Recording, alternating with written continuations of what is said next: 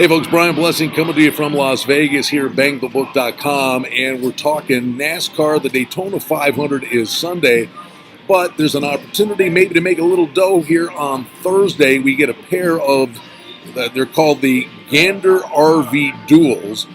There are two short races that will round out the field for the Daytona 500. We've got the pole sitters already been determined with William Byron, who's now got Chad Knaus as a crew chief, and his teammate Alex Bowman is on the first row. Beyond this, they're going to form the field for the Daytona 500, but it is a chance to watch, learn for Sunday, but a chance to make money on these two sprint duels on Thursday.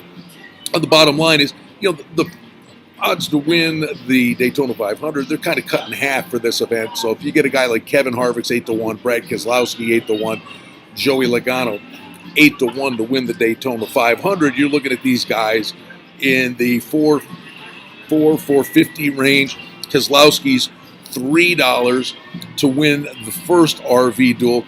And I would look at a guy like Paul Menard. They just had the Clash last week, and Menard led 51 laps in that event before Jimmy Johnson wrecked him.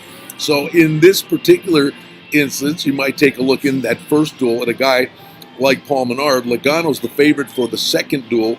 He's on the board at $350. Denny Hamlin, second choice, at $5-1.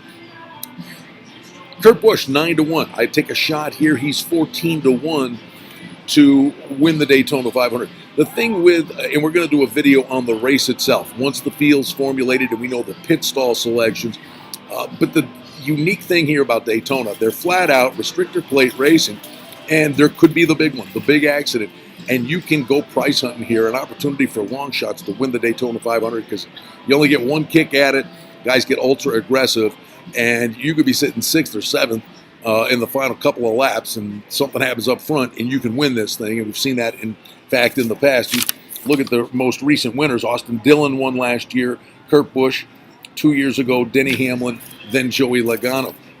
What does that tell you? Guys, the other three, other than Dillon, they're really aggressive, and they're really good on restarts. So Kurt Busch is that kind of guy. Kyle Busch is that way as well. The price is never good on Kyle Busch.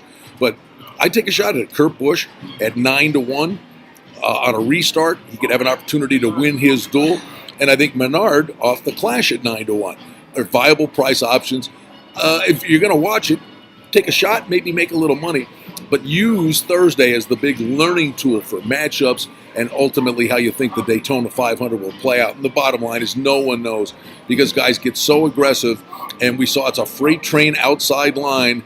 This is a big learning curve for the drivers in this duel as well. So while the drivers are trying to figure out, you got a chance maybe to make a little bit of money with the two duels on Thursday at Daytona. And we'll have another video for you here at BangTheBook.com as we get closer to Sunday and the start of the NASCAR season with the Daytona 500.